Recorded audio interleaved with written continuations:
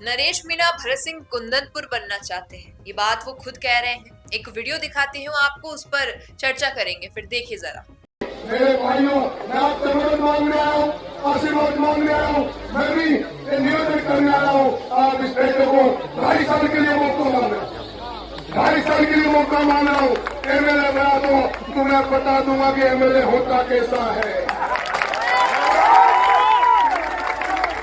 MLA होता कैसा है। इस मंदिर में खड़ा हूँ, इस मंदिर में खड़ा हूँ, मंदिर में कोई झूठ नहीं बोलता। भरत सिंह कुंदनपुर की तस्वीर हाथ में, उस भरत सिंह कुंदनपुर की जिस पर कोई कवनी का दाग नहीं लगा सकता। इससे बड़ा हिंदुस्तान में, राजस्थान में कोई ईमानदार नेता नहीं हो सकता। और भरत सिंह जी कुंदनपुर हमारे पीठ में होंगे, मैं उनके पदमार्ग पे चलूंगा, उनके पदमार्ग पे चलूंगा। भरत सिंह कुंदनपुर ने भी इस चोर के भ्रष्टाचार को उजागर किया था।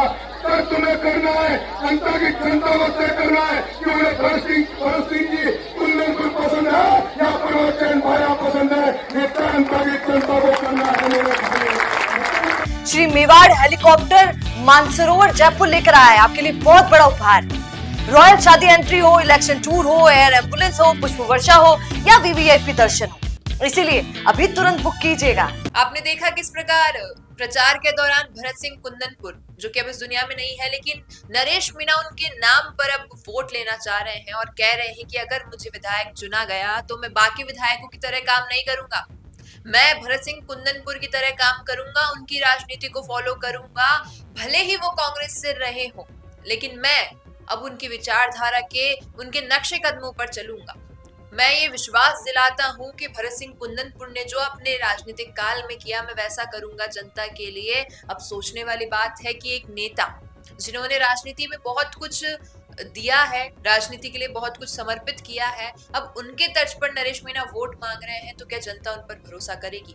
क्या जनता नरेश मीणा को भरत सिंह कुंदनपुर के बराबर रखना चाहेगी, उनके जैसा बनाना चाहेगी, और क्या इस शर्त पे वो नरेश मीणा को वोट देगी? देखिए, सभी की राजनीति अलग होती है। कोई एक व्यक्ति किसी को आइडियल मान सकता है, लेकिन जरूरी नहीं है उनके सारे जितने भी राजनीतिक इतिहास में जितनी भी सारी चीजें रही है उन्हें अपना सके।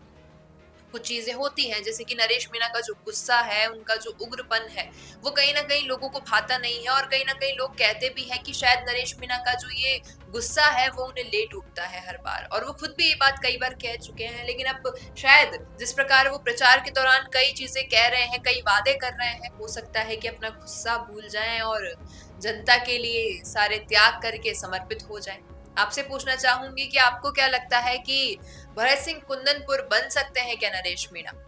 और अगर ऐसा होता है कि वो विधायक बन भी जाते हैं, तो क्या उनके जैसे विधायक ही कर पाएंगे? क्या कहना है आपका इस पर, बताइएगा कमेंट में। बिजनेस अच्छा हो सकता है, लेकिन अगर नाम नहीं दिखा तो पहचान कैसे बनेगी?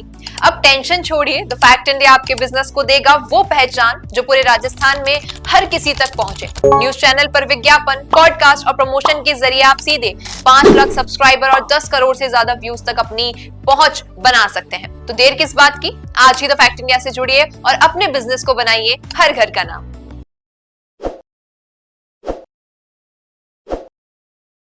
ताज़ा खबरों के लिए विजिट करें द फैक्ट इंडिया।